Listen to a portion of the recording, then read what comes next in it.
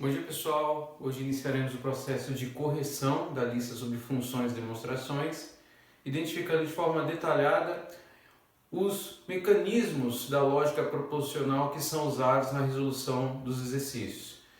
Faremos de forma bastante pontual, identificando os pontos onde essas aplicações são executadas e desenvolvendo os processos necessários para a sua resolução. Beleza? O primeiro exercício dessa lista envolvia uma série de considerações sobre um número inteiro n que eram dadas pelas seguintes sentenças: P1, P2 e P3. Sobre cada uma delas você tinha um fato. P1 considera n como sendo um inteiro par, P2 considera n menos o ímpar e P3 considera n quadrado par. Sobre essas sentenças era requerido que nós provássemos, utilizando as condicionais, o conceito de condicionais, P1 implicando em P2, P2 implicando em P3, e P3 implicando em P1, demonstrar que cada uma dessas condicionais era verdadeira em termos da análise que aprendemos sobre lógica proposicional. Então, a proposta era usar cada uma dessas sentenças, adequar com as proposições condicionais e demonstrá-las. Então, vamos lá. A primeira aqui identifica o seguinte: P1 implicando em P2, traduzido, significa dizer que se n é par, então menos 1 é ímpar. Eu tenho que provar isso. Sempre lembrando que a relação de proposição condicional é uma relação de se, P, então Q. É essa leitura que nós fazemos todas as vezes que nós utilizamos essa representação lógica da condicional. Então a ideia aqui é provar que se n é par, então n menos 1 é ímpar. Como é que nós verificamos isso? Identificamos, usamos a definição de que um n é par toda vez que ele pode ser escrito na forma 2k, onde 2k é inteiro, e que n é ímpar toda vez que ele pode ser escrito na forma de 2k mais 1. Então toda a nossa base de demonstração para esse primeiro exercício está calcada nessa definição que nós mostramos na semana passada. Identificar que essas relações aqui são definições. Então, fazendo isso, no primeiro caso, P1 implica P2, é como se nós traduzíssemos, disséssemos o seguinte: olha, se n par, então n menos 1 ímpar. É isso que ele está pedindo para verificar. E aí, como é que eu faço? Eu parto da definição de que um número é par para provar que esse aqui é ímpar. Então vamos lá. Se n é par, ele pode ser na forma o quê? 2 vezes k. O que ele quer que eu prove é que n menos 1 é ímpar. Então o que eu faço? Eu posso acrescentar em cada um dos membros aqui dessa equação o termo menos 1. Isso indica que eu escreveria n menos 1 à esquerda igual, repito, 2k menos 1 à direita. Então o que eu faço? Toda vez que eu insiro um termo dentro da minha equação, seja ele o termo que for, eu tenho que fazer do outro lado, porque senão eu altero a estrutura original da minha equação. Se eu coloco o menos 1 apenas à esquerda e deixo de colocar à direita, eu já mudo essa equação. Se eu colocar um cavalo do lado esquerdo e um cavalo do lado direito, ok. Se eu colocar só um animal do lado esquerdo e não colocar nada do lado direito, já fica errado. Ou seja, qualquer modificação, qualquer alteração que você faça na equação sem executar do mesmo lado, já faz com que ela perca o seu sentido original. Então daqui eu tenho que n menos 1 fica igual a 2k menos 1. Observo que 2k menos 1 não é exatamente a forma de um número ímpar na definição, que é escrito como mais, então eu tenho que fazer uma pequena modificação nessa estrutura para que eu consiga adequar esse processo. Como é que eu posso fazer isso? Eu posso vir simplesmente e dizer o seguinte: olha, n menos 1 eu já tenho, que é o que eu quero provar. Eu tenho que reescrever esse número de forma a cair nesse método, que é a definição de um número ímpar.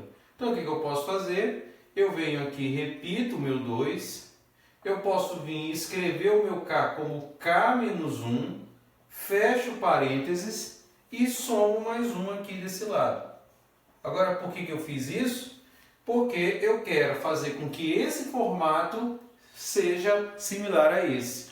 E se eu observar bem, na forma como eu escrevi aqui à direita, eu tenho, porque se eu imaginar que o meu K menos 1 é um inteiro da forma M, 2M mais 1, escrevendo isso aqui, o N menos 1 na forma que nós tínhamos originalmente, corresponde à forma de um número que é ímpar. Ou seja, 2M mais 1 é uma forma de 2K mais 1, que é a mesma que é ímpar. Agora, eu tenho que tomar cuidado. Isso só é verdadeiro se isso que eu fiz aqui for exatamente o que está aqui na segunda linha. Ou seja, essa modificação que eu faço acrescendo entre parênteses K menos 1, ela tem que ser de tal maneira que ao executar toda essa operação, ela recaia no mesmo ponto onde eu estava. Agora eu faço isso justamente para mostrar que o número escrito é da forma ímpar. Então eu vou verificar isso agora. Verificar seria dizer que, ao multiplicar aqui, ó, vamos refazer, n menos 1 igual a 2 que multiplica k menos 1 mais 1. Faça distributivo, 2 vezes k e 2 vezes 1. Então eu tenho 2k menos 2 mais 1. Então isso aqui me permite escrever que é 2k menos 2 mais 1 menos 1. Olha o número que eu gerei aqui. 2k menos 1, que era exatamente o ponto onde eu estava. Então, essa modificação que eu fiz ao escrever o k como k menos 1 e somando mais 1 aqui, foi a modificação ideal para que, ao fim, eu pudesse escrever o meu número da forma 2n mais 1, que é a forma padrão de um número ímpar. Okay? Então, todas as vezes que for necessário executar esse processo, eu tenho que identificar antes se essa mudança que eu fiz, ela não altera a estrutura do que eu tinha antes, que era um 2k menos 1.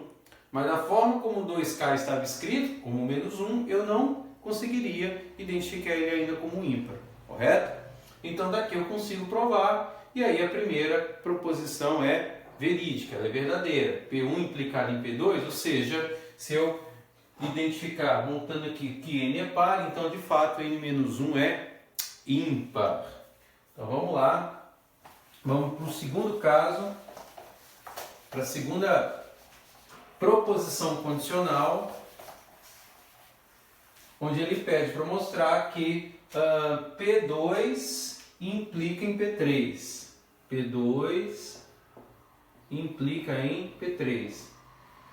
Se P2 implica em P3, a ideia é mostrar que se n menos 1 é ímpar, n menos 1 ímpar, então n quadrado é par. N quadrado par. Começo da mesma forma como nós fizemos antes, pela definição. Se um número n menos 1 é ímpar, então ele pode ser escrito na forma de 2k mais 1. Eu quero provar que n quadrado é par, então além do n eu tenho que levar ele ao quadrado. Nesse caso é mais simples, porque eu posso isolar o meu n, escrevendo 2k mais 1, ao menos 1 que está aqui negativo, ele passa para a direita positivo, então n vai ser igual a 2k mais 2. Só que eu quero que esse n seja ao quadrado, então isso implica dizer que eu vou escrever n ao quadrado, e da mesma forma, se eu quadro à esquerda, eu tenho que quadrar tudo a minha direita, então eu vou ficar com 2k mais 2 ao quadrado. Isso aqui já é suficiente para provar que o número é par? Não. Então o que eu faço? Eu abro essa expressão do 2k mais 2. E o que é 2k mais 2 ao quadrado? É a mesma coisa que você escrever o 2k mais 2 ao quadrado como sendo o produto dele duas vezes. Antes de você chegar ao ensino superior, você aprende esse formato através de uma regra que se executa com um produto notável, onde você escreve o quadrado do primeiro termo mais duas vezes o primeiro pelo segundo mais o quadrado do segundo. Digamos que você não lembra essa fórmula, então como ele está representando isso aqui em quadro 2, isso significa que você está multiplicando essa expressão duas vezes. E aí o processo evidencia você multiplicar usando a propriedade distributiva. Então multiplica termo a termo, são 4 operações que você executa. Então 2k vezes 2k, 4k ao quadrado, 2k vezes 2 é 4k, 2 vezes 2k, 4k e 2 vezes 2, 2, 4. Então daqui eu posso colocar 4 ao quadrado, 4k quadrado, 8k mais 4. A minha intenção é demonstrar que n quadrado é par, então se o número é par, é da forma 2 vezes k, ou 2 vezes um termo qualquer. Então, nesse caso, eu posso observar que 4, 8 e 4 são todos elementos que possuem na sua base comum 2. Então, 2 pode multiplicar por todo mundo aqui dentro como 2k2 mais 4k mais 2 e fecha parênteses. 2, 2, 4, 2, 4, 8 e 2 vezes 2, 4. Ora, mas isso é a forma de um número par. Por quê? Porque, por definição, um número par é um número da forma n igual a 2 vezes multiplicado por alguma coisa. Então aqui eu mostro que de fato que se n menos 1 é ímpar, então n quadrado é par. E aí mostrei a segunda proposição condicional.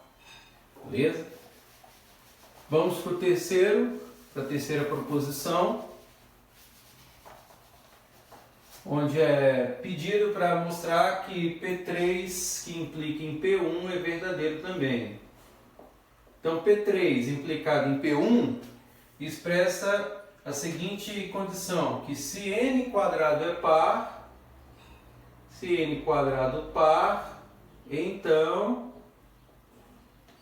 se n quadrado par, então n é par. Isso. Então n par. Esse é o caso que mostramos como um contra-exemplo na semana passada, que um caminho muito interessante que você pode usar quando na principal entrada da função você tem problemas é usar o método da contrapositiva. Por que eu já estou mencionando esse método? Eu estou partindo da premissa de que n quadrado é par. N quadrado par, por definição que eu sei, é que n é par da forma 2k. Mas ele está mencionando que o meu número n quadrado é par, então n quadrado da forma 2k. Para que eu desenvolva o n da forma que eu conheço, esse 2 que é uma potência viraria uma raiz quadrada de 2k. E aqui eu já tenho um pouco de dificuldade de conduzir o exercício à resposta correta, porque eu não tenho muitos elementos para afirmar que n dessa forma seja considerado um número par. A gente sabe que o número n é par, mais uma vez, seria escrito no formato 2 vezes k, nesse caso. Então, quer dizer que você pararia com o exercício e não resolveria aí? Não. Você poderia pensar numa outra forma, numa outra técnica. E aí a técnica seria, uma delas, trabalhar uma ideia de contraposição. Na definição de uma função em termos contrapositiva, indica que eu vou, na forma equivalente, negar P1, implicando na negação de P3. Lembra que nós comentamos que se P, que implica Q, é equivalente à negação de Q, implicado na negação de P. Então, sabendo desse fato, eu vou tentar agora demonstrar isso daqui. Ou seja, dizer que se esse cara aqui for equivalente a esse, então de fato eu consigo provar. É claro que ao escrever dessa forma eu estou mudando, né, a leitura da minha proposição. Então, se eu escrevo isso, eu estou dizendo o seguinte, olha, que se n é a negação agora de P1, que é o n par, então se n ímpar, então n quadrado Ele quer que eu negue ímpar. É isso que eu quero mostrar. Certo? Então, se eu mostrar isso aqui como equivalente a esse, então eu mostrei, provei a proposição que foi pedida. Então, vamos lá fazer dessa forma. Se por aí a gente consegue chegar no resultado. Então, vamos lá. Se n é ímpar, eu já sei que a forma de um número ímpar é 2k mais 1. Ele quer que eu prove que o meu n quadrado é ímpar. Então, eu quero mostrar que n quadrado ímpar. Isso indica que se eu elevar ao lado esquerdo, eu também vou fazer isso com o lado direito. Então, n quadrado, então aqui vai ficar 2k mais 1 ao quadrado. E aí eu vou desenvolver a mesma coisa que eu fiz no exemplo anterior. Vou abrir o 2k mais 1 duas vezes. Então, vamos fazendo aqui desse lado embaixo, 2k mais 1 ao quadrado. É a mesma coisa que você multiplicar 2k mais 1 por 2k mais 1. Então, ao fazer isso, você tem 4k2, 2 vezes 1, 2k, 1 vezes 2, 2k, e 1 vezes 1, 1. Então, reescrevendo essa função completa, você tem 4k2 mais 4k mais 1. E aí você observa o seguinte, que nessa expressão à direita dá para você reduzir ao grau 2 esses dois elementos, 4k2 e 4. Então, 4 elemento comum é 2, você multiplica 2k2 e 2k, porque você colocou 2 em evidência, e soma mais 1. Ao chegar nessa forma, você de fato prova que o número é ímpar. Por quê? Porque ele está na forma de um número ímpar. Se você pensar que tudo isso daqui é como se fosse um n inteiro, então ele não reduz a forma padrão de um número ímpar, ou seja, 2 vezes m mais 1, então daqui você prova que de fato essa relação é verdadeira, ou seja, que se n é ímpar, então n quadrado é ímpar. Pelo fato de que a contrapositiva é equivalente à proposição condicional original, então você provou que de fato P3 implica em P1. E aí você finaliza esse primeiro exercício usando esse caminho, que é um caminho que era muito mais simples para você executar o processo. Correto? Então, com isso a gente fecha o primeiro exemplo, primeiro exercício sobre demonstrações. Sobre demonstrações, essa lista ela corresponde aos 4 primeiros nesse formato e do 5º até o fim, utilizando aí o conceito de funções. Vamos lá, vamos começar, vamos resolver o exercício 2.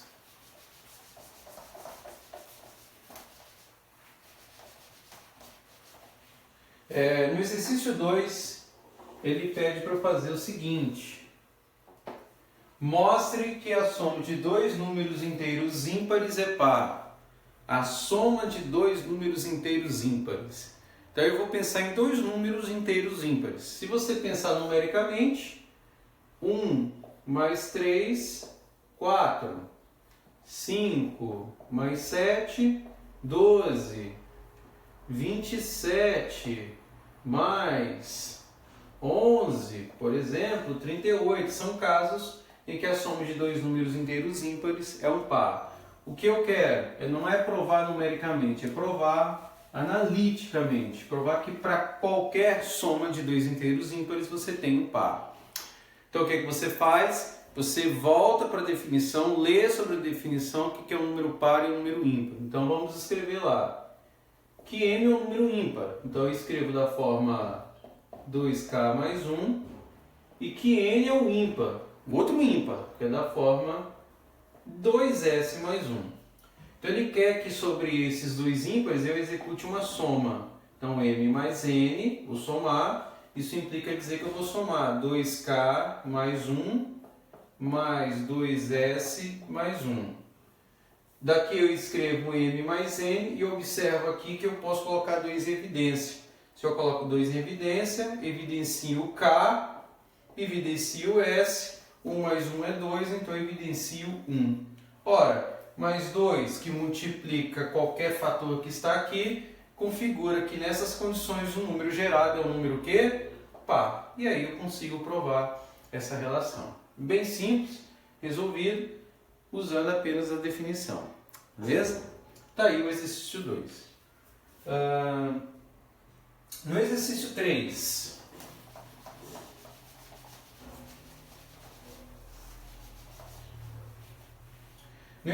3, é pedido o seguinte: demonstre que se m mais n e n mais p são números inteiros pares, então m mais n par, n mais p par. Ele quer que eu mostre que se esses dois números são pares, então, em que m e np são inteiros, então n mais p também vai ser um número par. Então, ele quer que eu mostre que m mais p também é par. Essa que é a ideia. Então, usando a mesma sistemática do exemplo do exercício anterior, nós faremos o seguinte, olha, se m mais n é par, ele é da forma 2 vezes s.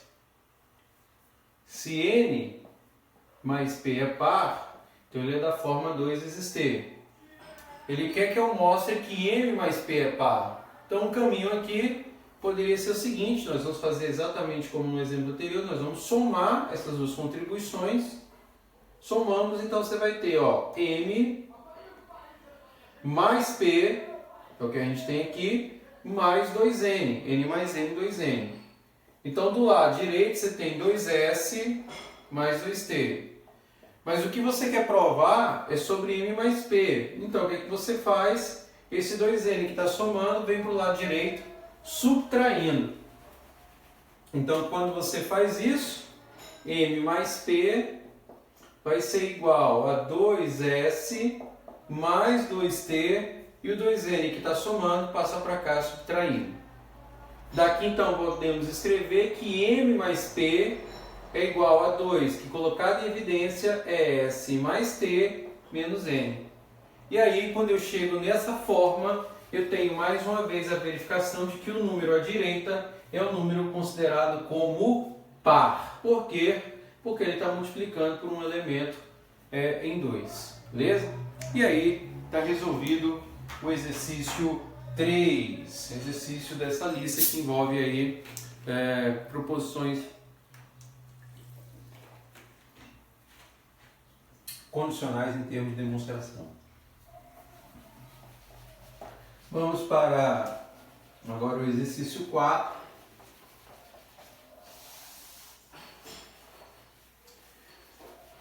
Que versa aí sobre um número irracional. Então a questão é a seguinte: demonstre que se cx irracional,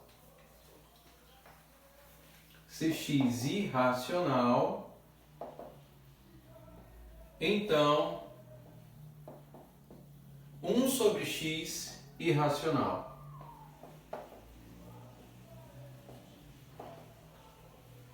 Bom, desde que nós mostramos, um número irracional é um número que não pode ser escrito na forma a sobre b, né, na forma de fração, onde b é diferente de zero. Né? Exemplos de números irracionais, nós temos o π, o mais famoso, temos a exponencial neperiana e, nós veremos isso aqui com mais detalhes em cálculo, são todos números irracionais.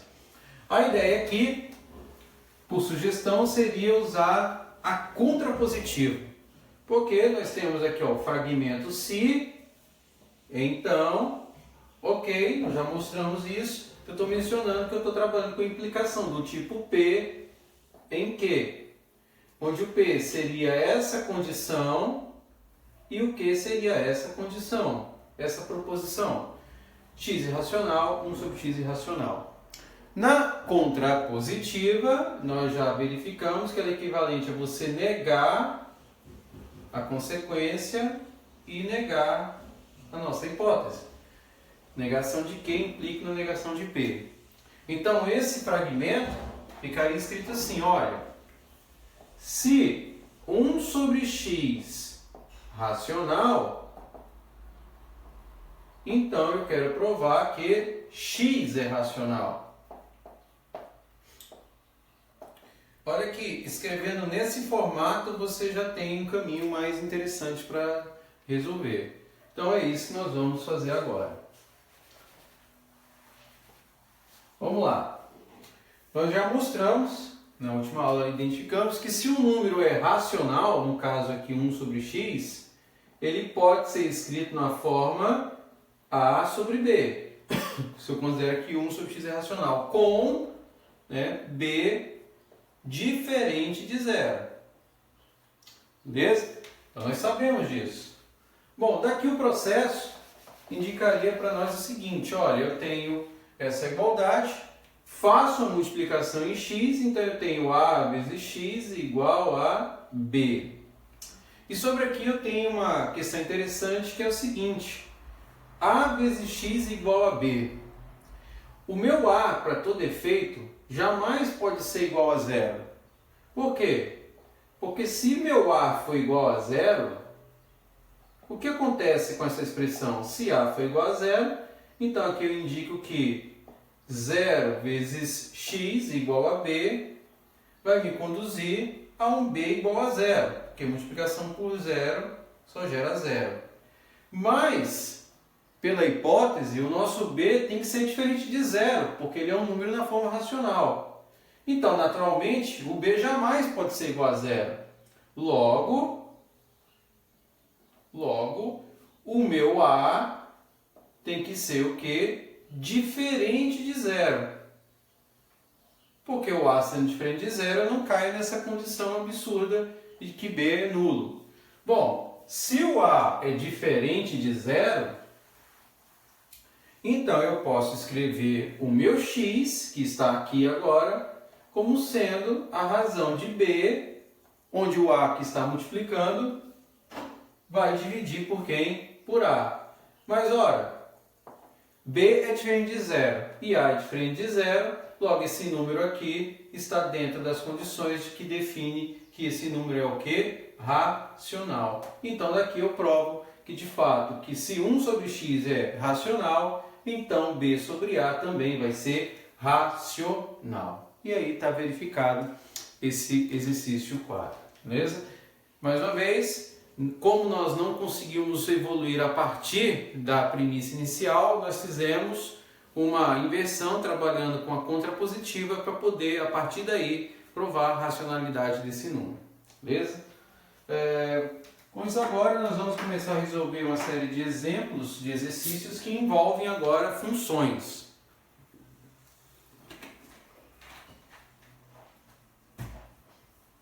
Que corresponde aos exercícios que vão de 5 até o final dessa lista.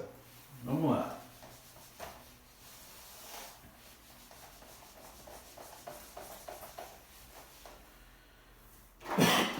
Exercício 5. No exercício 5, são dadas duas funções, f de x igual a 3x mais 2m, e a função g de x igual a menos 2x mais 1. A proposta aí é calcular o valor de m, nós não sabemos o valor de m, sabendo que f de 0 menos g de 1 é igual a 3. A ideia desse exemplo aí é bem tranquila, porque ele indica para você substituir os valores das funções que são dadas por essas constantes igual a 3 para, em função disso, achar o m.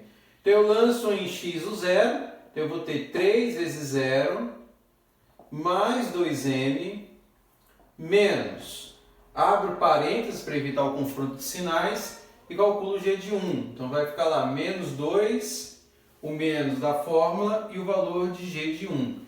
Menos 2 vezes 1 mais 1, e isso tudo é igual a 3. Então daqui eu tenho 0, porque multiplicação por 0 é 0, menos 2 vezes 1 menos 2, mais 1 menos 1, igual a 3, e daí eu tenho 2m mais 1, menos com menos mais, igual a 3. Portanto, 2m igual a 2 e que por consequência vai gerar um m igual a 1. E aí está resolvido o exercício. Bem simples, né? Aplicação direta, não tem muitas passagens, é apenas aplicar e resolver.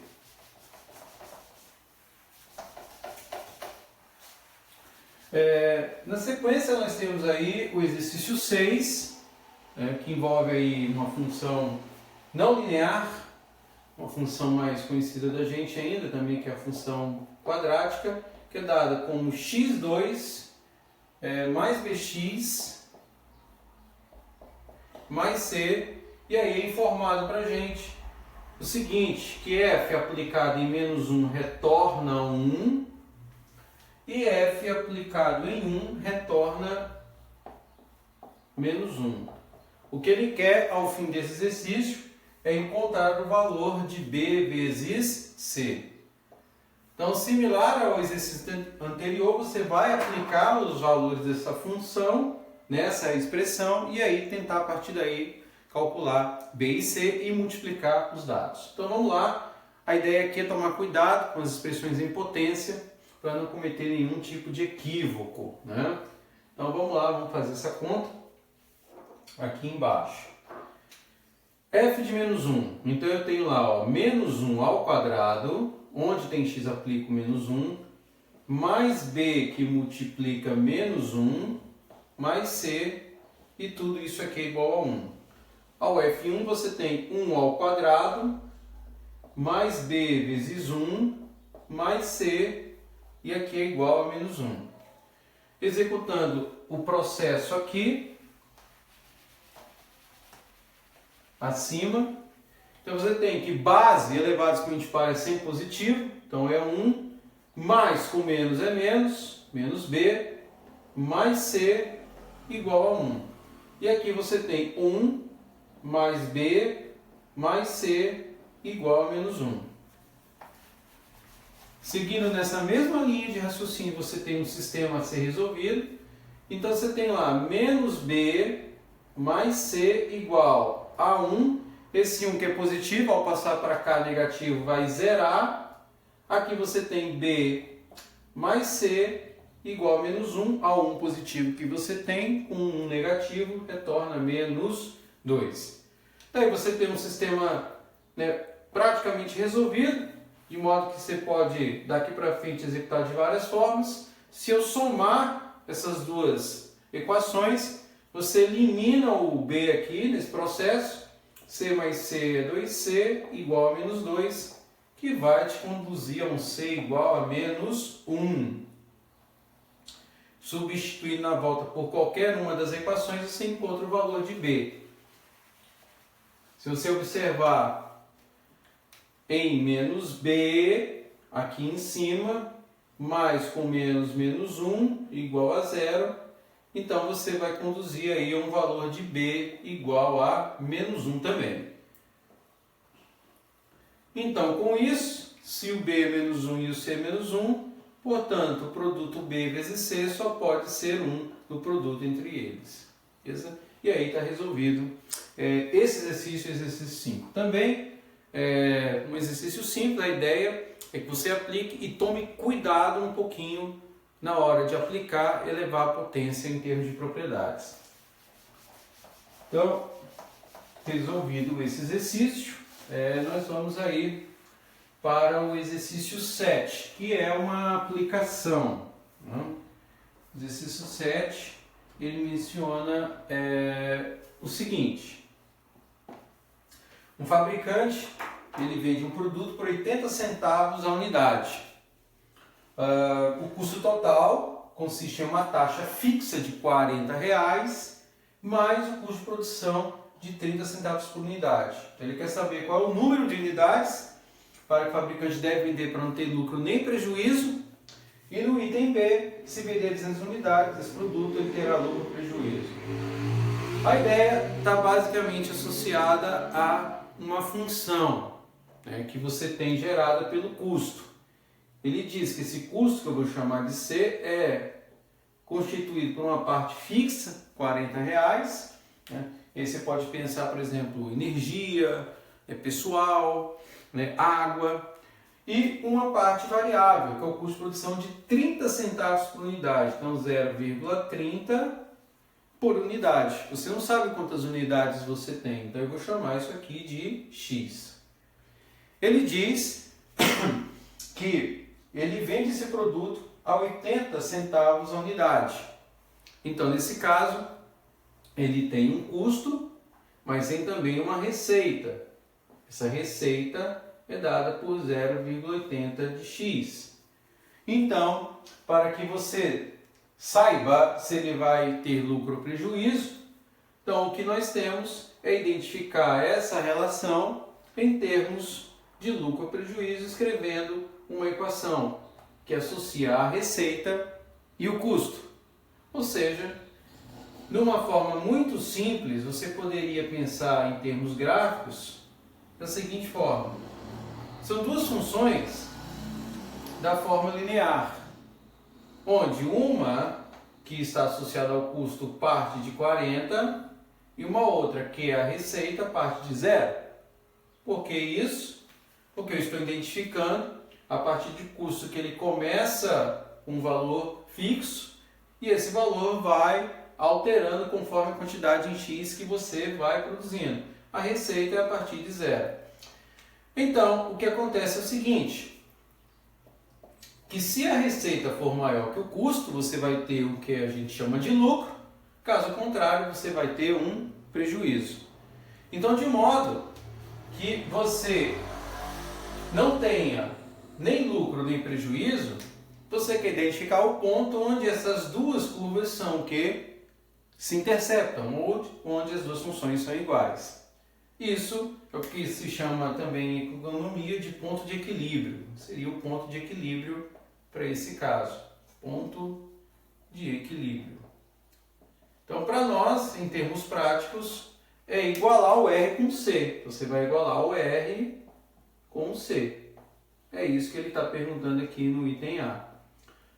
Então, para fazer isso, aí você escreve 0,80x igual a 40 mais 0,30x e resolve essa equação. Então, resolvendo essa equação,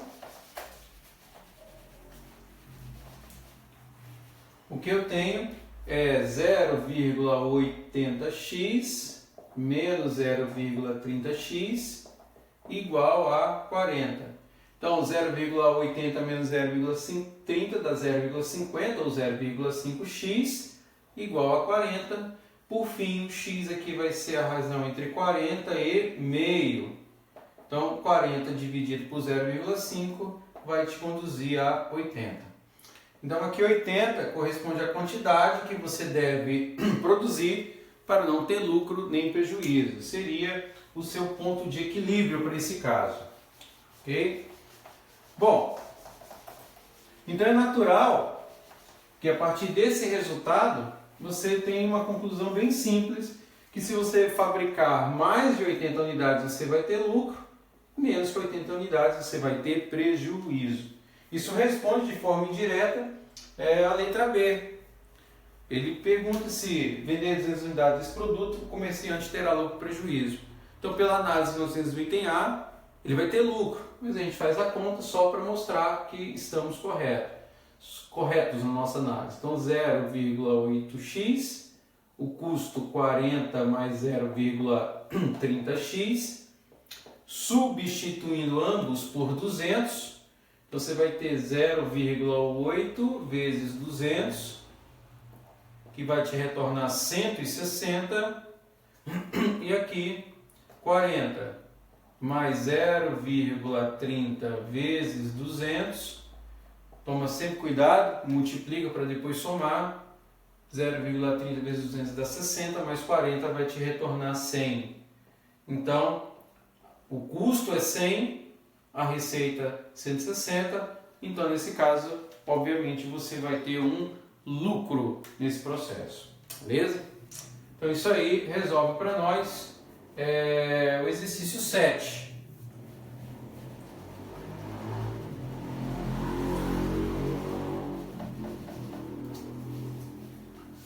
No exercício 8, nós temos aí questão de falso e verdadeiro. Então, sobre essas questões, nós temos algumas informações que queremos provar. A ideia aqui é que você não afirme apenas que é VOF, mas dê um exemplo que embase a sua resposta. Essa aqui que é a proposta. Bom, no primeiro caso aí, ele pergunta o seguinte, olha, se f e g são funções, então f bola g é igual a g bola f. Para quem não lembra, essa é uma forma de notação de um tipo de função que se chama de função composta. Função composta. Ou seja, uma maneira alternativa de escrever f bola g é f de g de x. Uma maneira diferente de escrever g bola f é g de f de x. Quando a gente pensa numa função composta ou fala de uma função composta, é como se você estivesse falando de um processo fabril, de uma máquina. Algo do tipo, você tem uma entrada x, na sua função g, ela vai gerar para você um produto g de x. Por sua vez, esse g de x ele entra numa máquina f e vai te gerar a f de g de x. É esse que é o processo. Então você tem uma entrada e você tem uma saída aqui. Então o processo todo envolve o que a gente chama de f de g de x ou a notação que foi expressa ali como f bola g.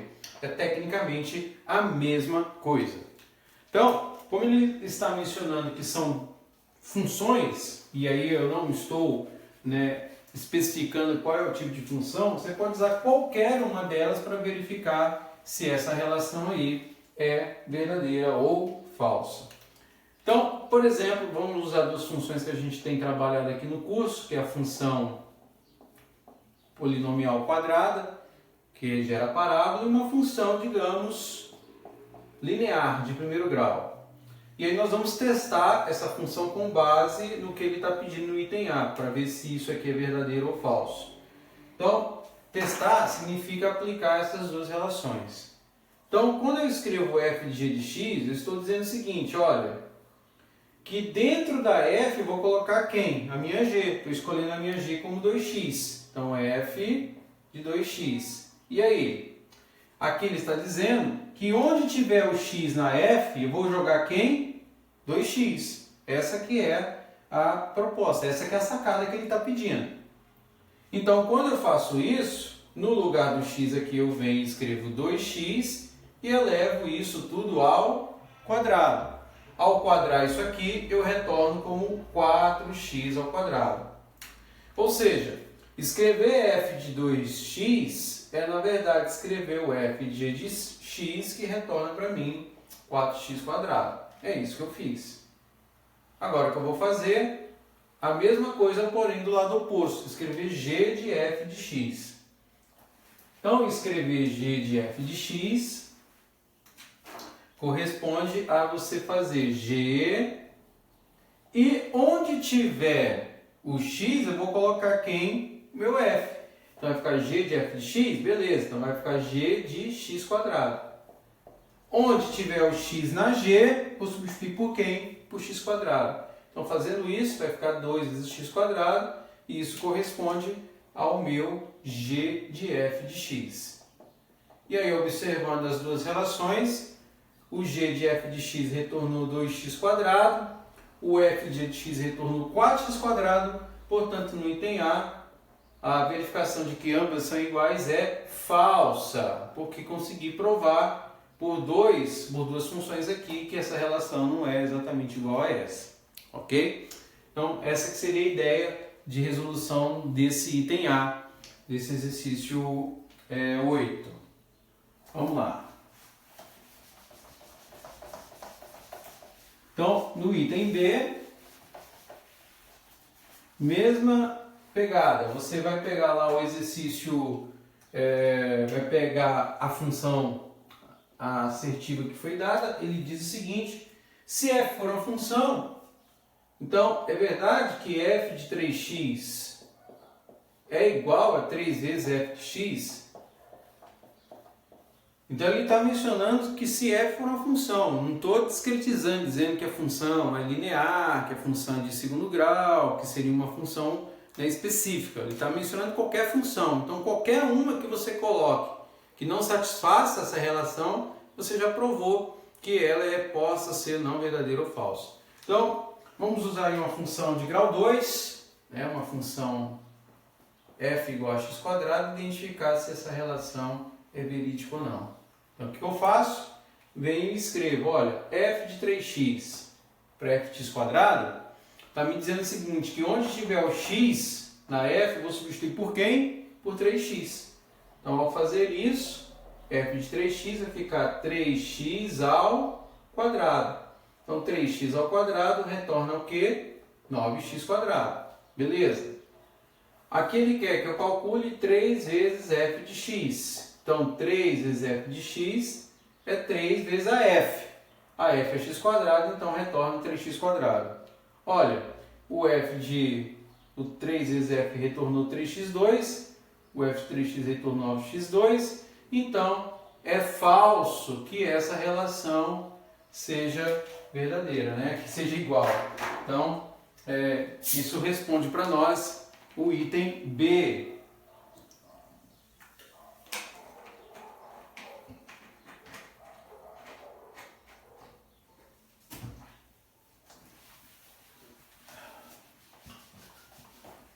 Vamos para o item C. No item C nós temos o seguinte, o questionamento aqui é assim, se x1 for menor do que x2, se x1 menor que x2 e for uma função decrescente, se x1 menor que x2 e f for decrescente, f é uma função decrescente, então é verdade que f de x1 é maior que f de x2? Se nós observarmos aqui, é uma relação de implicação, se P então Q. Você poderia pensar com base nas nossas análises anteriores de usar a ideia da contrapositiva para resolver. A ideia é que você sempre use o melhor caminho. Então, nesse melhor caminho, a sugestão aí é pensar na natureza de uma função qualquer que seja decrescente, considerando que x1 seja menor que x2. Então, um exemplo que você poderia usar é bem simples, é pensar num eixo do tipo cartesiano, xy, e escrever uma função qualquer, né? Mas que essa função seja o quê? Decrescente. Então, se eu desenho uma função qualquer que seja decrescente, posso pensar em algo assim. Essa função decresce. E aí, no eixo x, eu menciono uma posição x1, vou colocar aqui, e uma posição x2. Eu sei que para a entrada x1, você tem uma saída f de x1. Para uma entrada x2, você tem uma saída f de x2. O que eu tenho nesse gráfico? Que x1 é menor que x2, a condição que está sendo pedida. F é decrescente? F é decrescente. F de x1 é maior que f de x2? F de x1 é maior que f de x2. Então, nesse gráfico aqui, você prova que de fato essa relação é verdadeira. Por quê? Porque satisfez as condições que estão sendo exigidas. Isso já seria suficiente para provar a relação que eu peço. Beleza? E vamos lá. No item D,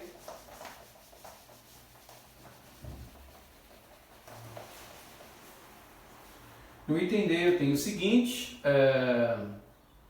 o questionamento é se uma reta vertical interceptar o gráfico de uma função no máximo uma vez, uma reta vertical intercepta o gráfico de uma função no máximo uma vez. Nesse exercício aqui, eu estou fazendo referência à definição do que é uma função que nós mencionamos na aula passada através de um diagrama em balões, identificando as condições que indicam quando você tem ou não uma função.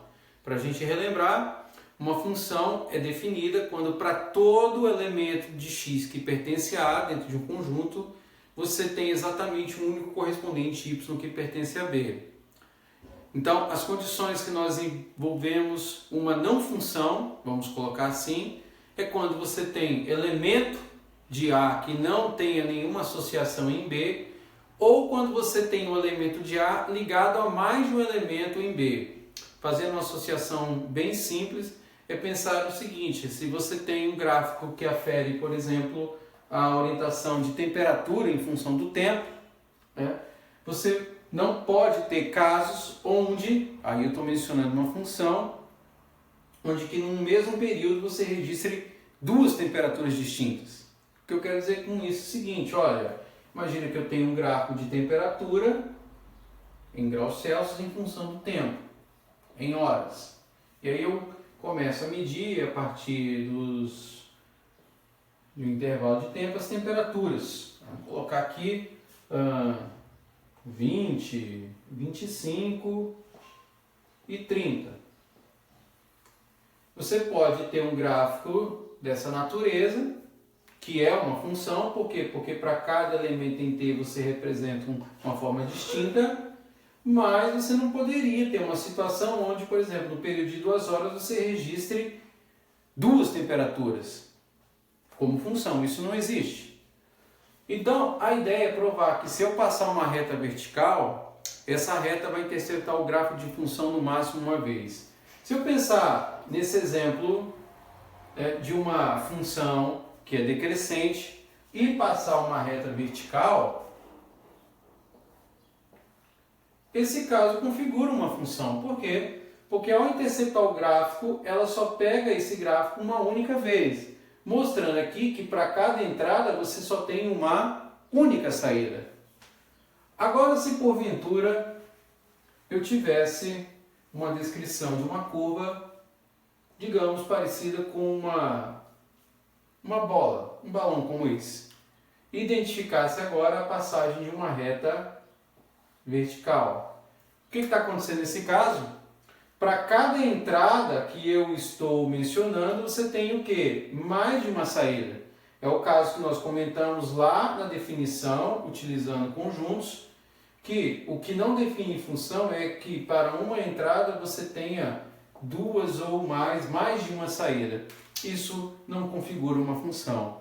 Então, a questão é a seguinte: olha, uma reta vertical intercepta o gráfico de uma função no máximo uma vez? Sim, é verdade. É verdade isso, porque ao passar em mais de uma vez ela configura algo que não é uma função, é apenas uma curva, pode gerar uma equação, mas não é nesse caso a definição de uma função. Então o item D é também verdadeiro. Muitas vezes é conhecido esse teste como teste da reta vertical. Tá? Quando você, ao passar o gráfico de uma curva, uma reta, essa reta interceptar esse gráfico no máximo uma vez. Beleza? Então isso finaliza aí o exercício 8. Né? E agora nós vamos para o exercício 9. No exercício 9, ele pede para que eu faça o seguinte: verifique se as seguintes funções são sobrejetivas,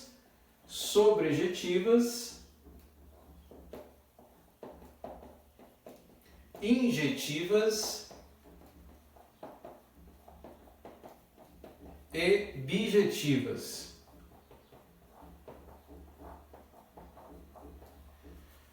Uma função que é sobrejetiva, bijetiva, injetiva, elas envolvem características que são bem distintas, né?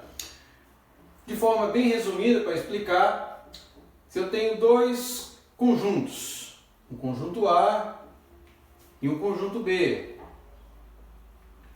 Desse conjunto A, eu tenho alguns elementos, x, que vão levar elementos f de x em B. Nós aprendemos que essa representação configura uma função. Pois bem, uma função que a gente define de injetiva, elementos distintos de A, que levam a elementos distintos ou diferentes de B, configura o que a gente chama de uma injeção ou de uma função injetiva. Matematicamente é o seguinte, olha, se x1 for diferente de x2, implicar em f de x1 diferente de f de x2, vai nos conduzir a uma função que nós chamamos de injetiva. Ou seja, elementos diferentes de A levando elementos diferentes de B. É isso que envolve uma injeção. Exemplo. Você tem uma função definida do domínio dos reais no contradomínios dos reais, tal que f de x seja igual a 2 vezes x. Então, o que acontece nesse caso? Se eu pegar um exemplo de dois conjuntos distintos, colocar aqui 1 e 2, 1, 2, 3 e 4. Né? Vou colocar um pouquinho maior aqui, 1, 2, 3 e 4. Quando você aplica essa lei de associação, a x1 você leva a 2, e em x2 você leva a 4. Elementos distintos, diferentes, levando a valores distintos, valores diferentes. Isso configura o que a gente chama de uma injeção, de uma função injetiva. Beleza? Antes de a gente aplicar os exemplos que foram pedidos. Numa função que é classificada como sobrejetiva, né? Numa sobrejeção também, definida dessa forma, eu tenho o mesmo conceito. Eu tenho dois conjuntos, um conjunto A e um conjunto B. Então, tenho elementos em A, tenho elementos em B. Numa sobrejeção, todo elemento de B, todo elemento para todo y que pertence a B, vai existir um x que pertence a A. Ou seja, não existe elemento de B numa sobrejeção que não esteja associado a alguém de A. Isso configura uma sobrejetiva. Então é algo assim. Você pode ter uma situação em que esse desenho, vou fazer aqui bem mais próximo, esse desenho seja configurado dessa forma. Olha que coisa interessante. Nesse desenho aqui, eu não tenho uma injeção. Por que eu não tenho uma função injetiva? Elementos distintos de A, diferentes de A, estão levando ao mesmo elemento de B. Isso não configura uma injeção. Nesse desenho, eu tenho uma sobrejeção. Por quê? Porque todo mundo de B aqui está associado a alguém de A. Se porventura eu venho e desenho um pontinho aqui, eu tenho um elemento de B que não está associado a alguém de A. Então, nesse caso, ela não seria também sobrejetiva. Esse desenho específico com esse ponto aqui, ela não é nenhuma injeção, porque você tem dois elementos distintos de A levando ao mesmo elemento de B, e também não configuraria nenhuma sobrejeção. Por quê? Porque você deixa de associar alguém de B a alguém de A. Ok? Então, sobrejetiva é esse fato. Para todo y pertencente a B, você tem um x pertencente a A. Ou seja, a imagem de F é o próprio conjunto B. É isso que ele está mencionando. E o caso de uma bijeção, uma função bijetiva, uma função bijetiva é uma função que seja injetiva e sobrejetiva ao mesmo tempo. Então, nesse caso aqui, o que eu tenho seria essa representação diagramática. Eu tenho elementos diferentes de A levando elementos diferentes de B. Tenho que todo elemento de B está associado a alguém de A. Então eu tenho uma injeção, diferentes de A, diferentes de B. Tenho uma sobrejeção, todo de B associado a alguém de A. Por definição, eu tenho uma injeção. Então, a função objetiva ela é injetiva e sobrejetiva.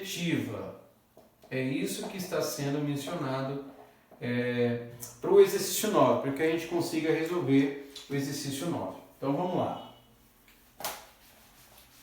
Então, no exercício 9, ele tem aí 3 itens, os quais nós vamos resolver e explicar por que cada uma das relações se sustenta. Então, vamos lá. O item A, ele está mencionando o seguinte, ele dá uma função f que leva valores do conjunto dos números reais no domínio ao contradomínio dos reais, tal que f de x seja igual a x quadrado. Você pode fazer isso de N formas, pode pensar numa tabela, pode pensar num conjunto em termos de um diagrama e usando essas relações você pode provar se ela é não injetiva, subjetiva ou objetiva. Então vamos pensar aqui num conjunto A, que é real, e num conjunto B, que também seja real. Vamos colocar aqui alguns valores, menos 1, 0, 1 e 2. Nós sabemos que, pela natureza da função dada, toda base que você leva ao expoente par é sempre positivo. E aí já tem uma indicação de resposta para você. Esse meu conjunto B, ele não vai retornar valores negativos, mas olha só, o meu contradomínio, ele considera todos os reais. Então, nos reais, você tem, além dos positivos, valores negativos. A lei de associação que permite escrever essa função só me retorna valores que podem ser positivos. Vamos colocar aqui alguns deles. Então eu sei o seguinte, que quando eu elevo menos 1 ao quadrado, ele retorna 1 positivo. Se eu retorno 0 é 0, 1 ao quadrado é 1, 2 ao quadrado é 4. É isso que essa função configura. A análise que a gente tem a respeito desse processo. Essa função, ela é injetiva? Não, não é injetiva. Valores diferentes de A, menos 1 e 1, estão levando ao mesmo valor em B. Já não configura uma injeção, onde numa injeção você tem valores diferentes de A levando em valores diferentes de B. É uma função sobrejetiva? Também não é uma função sobrejetiva. Porque numa função sobrejetiva, todos os valores do conjunto B devem estar associados a alguém em A. Mas olha o meu conjunto B, é o conjunto dos números reais, então configura valores aqui que também teriam que ser negativos. Então a conclusão no item A é que ela não é nem injetiva, nem sobrejetiva. Essa é a conclusão que eu tenho. Beleza? Esse é o processo. E vamos lá agora resolver o próximo.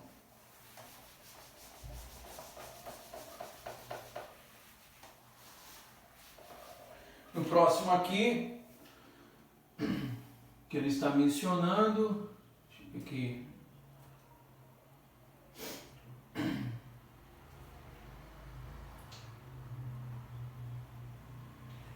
Você tem uma função, cadê aqui, f, no item B,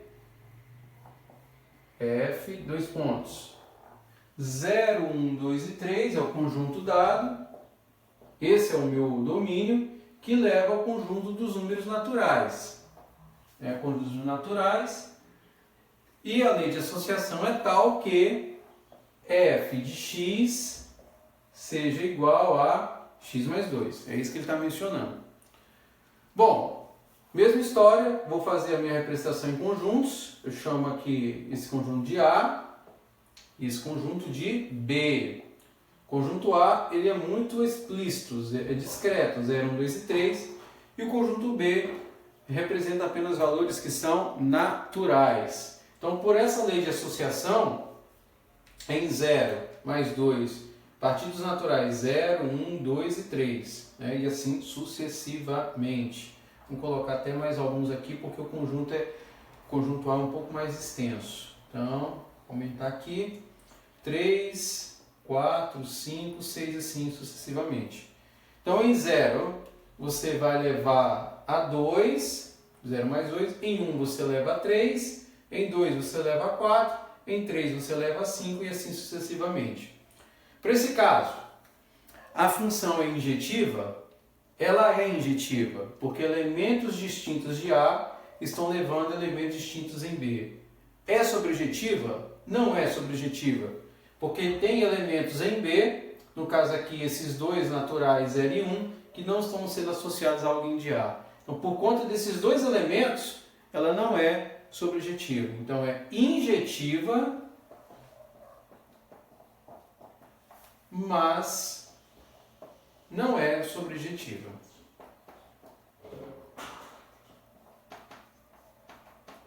É esse que é o processo que está sendo mencionado. E aí nós vamos para o item C.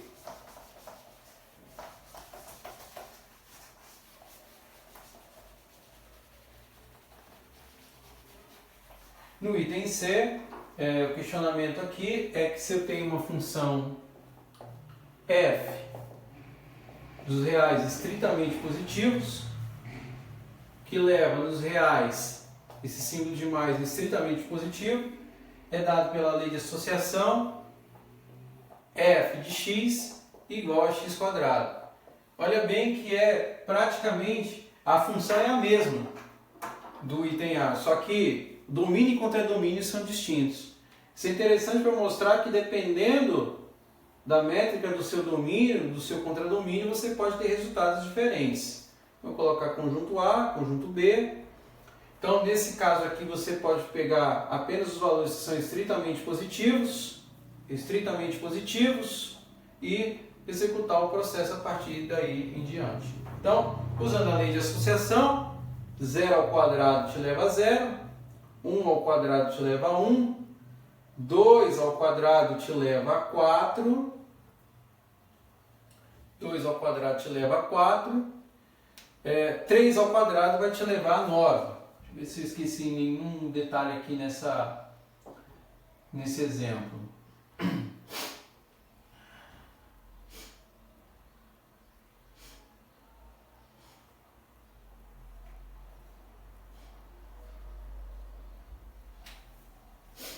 Não, aqui é só isso mesmo. Não tem mais nenhuma função associada a ele, não. Então, vamos lá. Essa função aqui, ela é injetiva? É, porque elementos distintos de A estão levando elementos distintos de B. 0 leva a 0, 1 leva a 1, 2 ao quadrado 4 e assim sucessivamente. É sobrejetiva?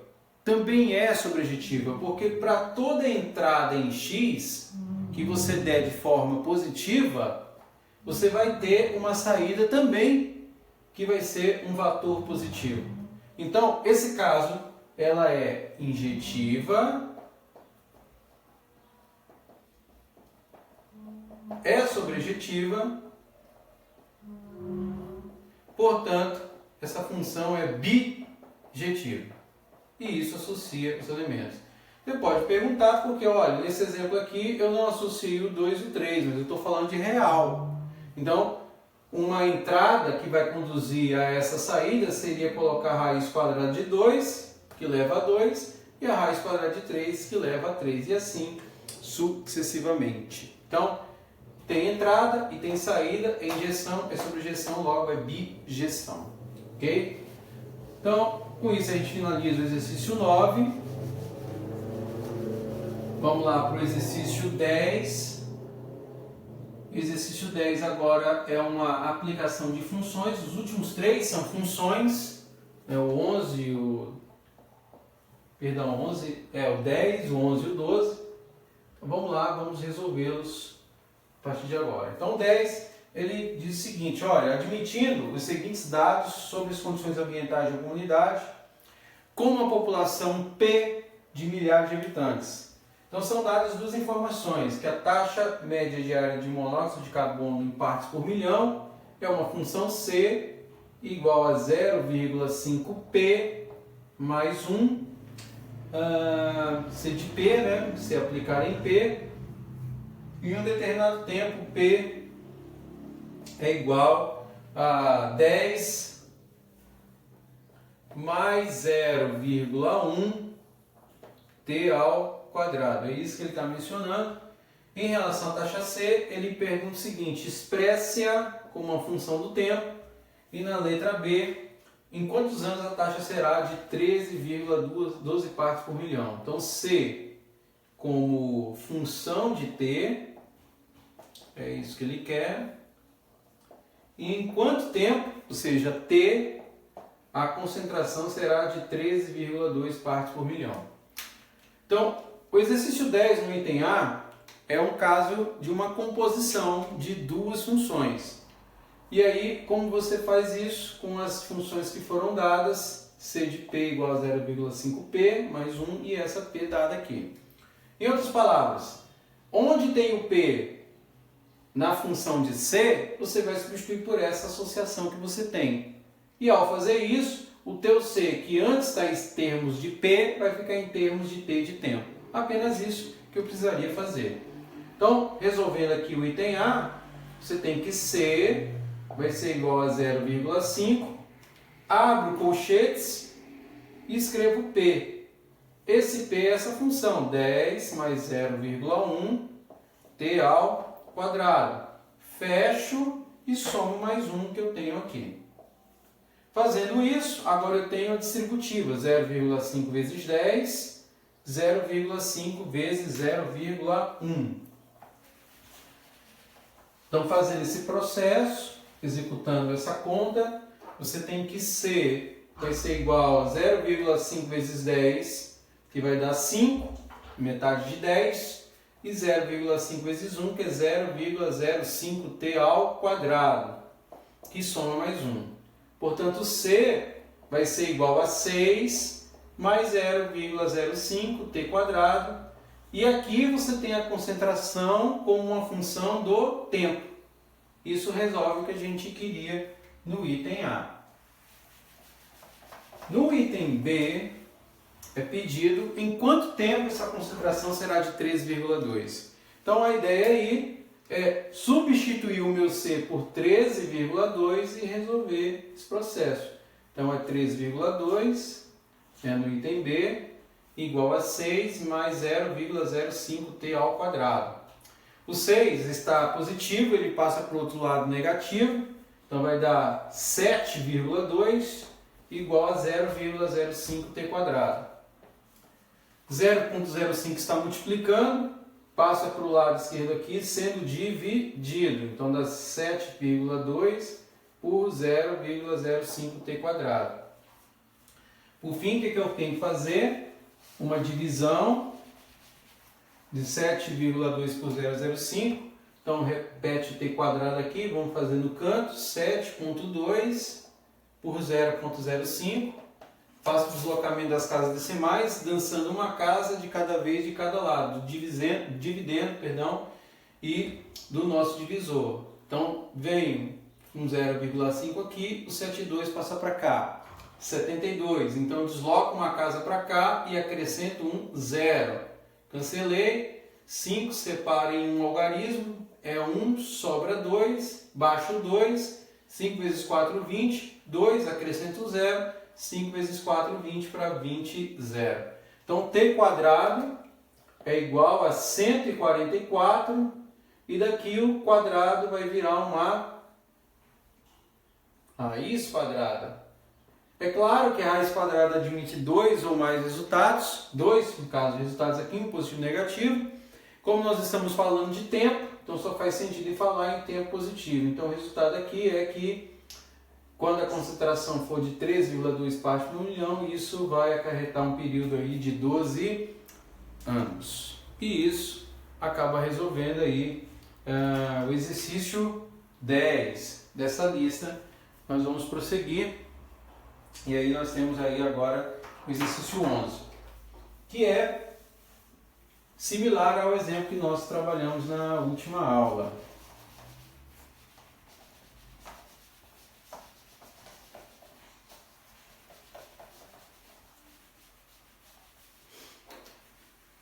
No exercício 11 é mencionado o seguinte, uma caixa retangular aberta tem um volume de 2 metros cúbicos e uma base quadrada. Expresse a área superficial da caixa com uma função do comprimento de um lado da base. Então, a ideia aqui é que você faça o desenho de uma caixa e expresse essa caixa em termos das dimensões que são dadas no exercício. Vamos pensar numa caixa, né, de base quadrada, desenhando ela aqui. Essa caixa tem as seguintes informações: a base é quadrada, se é quadrada, os lados são iguais, então L, vou chamar aqui de L também, e vou chamar aqui a altura H. Ele diz que o volume dessa caixa é conhecido, 2 metros cúbicos, ela está aberta, aqui não tem tampa, e ele quer que eu expresse a área superficial. O que é a área superficial? A área da superfície dessa caixa. Então, a superfície dessa caixa não é difícil de observar, é dada aqui, ó. Você tem uma superfície lateral à esquerda, uma superfície lateral à direita, essa superfície lateral que está à minha frente aqui e a superfície lateral que seria atrás do quadro. Então, em termos de superfície, você tem as 4 faces, né? 1, 2, 3, 4, a tampa a gente não considera que está aberta, e a base. A base é quadrada, então L vezes L é ao quadrado. Então, como você tem 4 faces laterais, e essas faces não são necessariamente quadradas, então eu multiplico aqui, ó, a base pela altura nos 4 casos. Então, você vai ter 4LH. Então, essa é a minha superfície. O que ele quer no exercício é expressar a superfície como uma função do comprimento de lado da base. É isso que eu preciso fazer para resolver esse caso.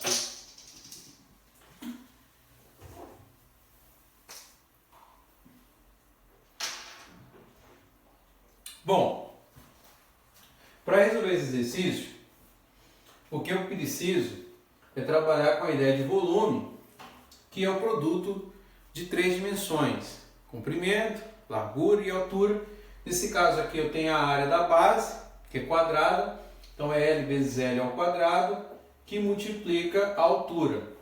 Isso eu já sei que vale 2. Então, nesse caso, o que eu preciso é simplesmente isolar uma das informações e resolver aplicando em S.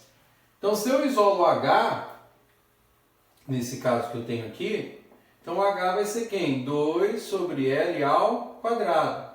Então, vem com esse H, que é 2L ao quadrado, e substituo na função que eu quero, que é o S. Então, eu venho que S é igual a L quadrado mais 4 vezes L. E aí, no lugar do H, eu substituo por 2 sobre L ao quadrado. Com isso, eu tenho que o meu S vai ser igual a L ao quadrado mais 4 vezes 2, que é 8. Eu tenho L com L ao quadrado, eu cancelo, então sobra aqui embaixo um L. Isso me permite escrever a resposta do exercício, que a superfície é a função do comprimento de um dos lados. E claro, eu tenho que colocar uma observação, e como estou mencionando o lado só pode ser positivo, então esse L aqui ele nunca pode ser 0 nem menor que 0. Então o L tem que ser sempre positivo. E isso acaba finalizando aí para nós o penúltimo exercício dessa lista, o exercício 11. Então, vamos agora para o último, exercício 12.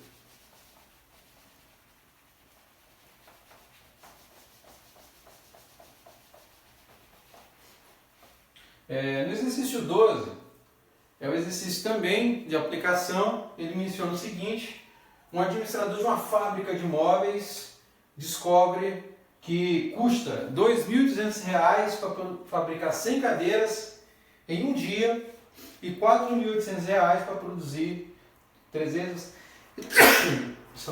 cadeiras em um dia. Então, 2.200, exercício 13, perdão, 12.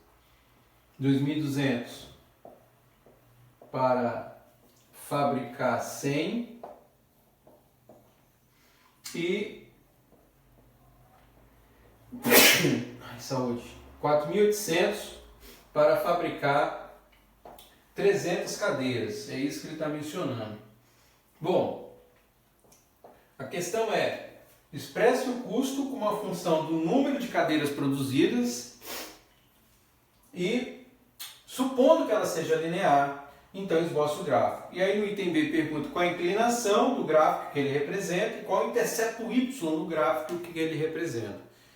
Bom, vamos lá. Se ele está supondo que o meu modelo de produção é linear, então o modelo linear é da forma de uma função de primeiro grau. Nós já vimos em outros exercícios.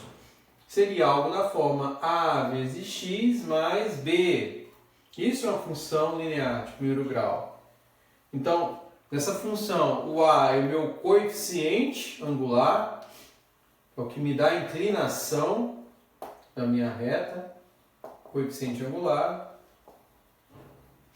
E o b seria o meu coeficiente que a gente chama de linear, que me dá a contribuição do intercepto. Então, a minha primeira tarefa é encontrar qual é esse meu coeficiente angular, que está associado aí à inclinação dessa reta, uma vez que a função dita é linear, é de primeiro grau. Então, para isso, eu vou usar essas informações que foram fornecidas. Então, nessas informações, é me dito o seguinte, olha, que eu tenho uma proporção de gasto de 4.800 para fabricar 300 cadeiras e de 2.200 para 100. Então a ideia aí é fazer o cálculo que está associado ao quê? A taxa de variação desse custo em termos da produção de cadeiras. Como que eu faço isso? Bom, 4.800 e 2.200 são os custos necessários para fabricar, respectivamente, 300 e 100 cadeiras. Então, fazendo essa conta, eu vou ter 2.600, que é essa subtração por 200, que me retorna 13. O que esse 13 me dá? Ele já vai me dar, de forma direta, a resposta do item B. Ou seja, 13 não é um valor numérico puro. É uma relação, é uma taxa que indica o custo necessário para fabricar cada cadeira. Ou seja, a cada R$13 que eu acresço na produção diária de uma cadeira, eu tenho essa relação sendo respeitada. Ou, em outras palavras, R$13 é o custo necessário para a fabricação diária de uma cadeira. Isso aqui já representa para nós o item B. Resolvemos primeiramente o item B.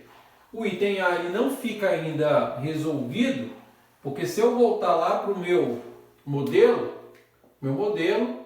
que é da forma x mais b, me retornou apenas o A, que é o meu coeficiente angular. Então eu tenho 13x mais b. Para encontrar o B, e naturalmente desenvolver o modelo, eu preciso usar um dos dados que eu obtive aqui sob inclinação. Então eu substituo os dados, qualquer um que seja, e encontro o valor do B. Então, usando essa informação de que 2.200 é o custo para fabricar 100 cadeiras, substituo o meu Y aqui por 200, por 2.200, 13 vezes X, no caso 100, e isolo o B que eu preciso calcular. Então, daqui, 2.200, eu escrevo em termos de 1.300, que é 13 vezes 100, mais B. Jogo 1.300 para a esquerda, então isso aqui vai me dar 900, e com isso, consequentemente, acho B.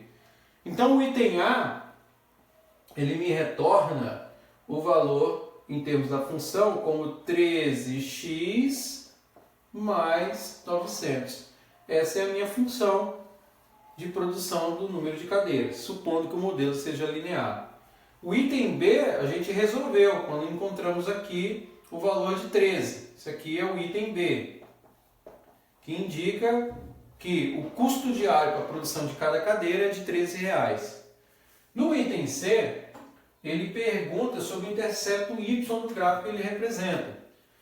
Isso é permitido para nós responder se, mais uma vez, no item A, nós estipularmos aí a representação gráfica dessa função. Então dá para fazer o gráfico desse cara, então vamos executá-lo aqui, pensando na nossa função do tipo XY, x em y, onde x é a produção de cadeiras.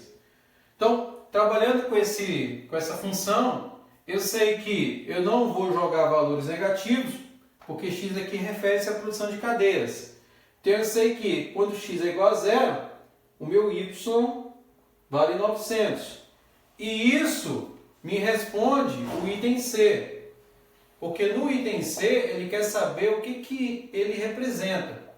E aí a análise é simples. 900 seria o custo necessário para você começar a fabricar cadeiras. Ou seja, quando eu não tiver nenhuma cadeira produzida, eu vou precisar de um capital aí de R$900 para começar a produzi-la.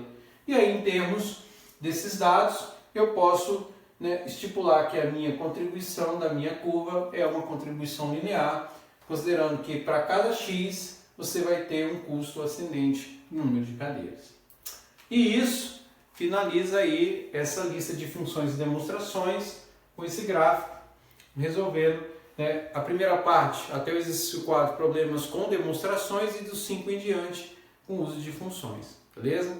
Eu quero agradecer a todos e se curtiu aí, dá aquele like, se não se inscreveu no canal, se inscreve, ativa o sininho aí para as notificações e estamos juntos aí durante esse período, beleza? Muito obrigado, valeu!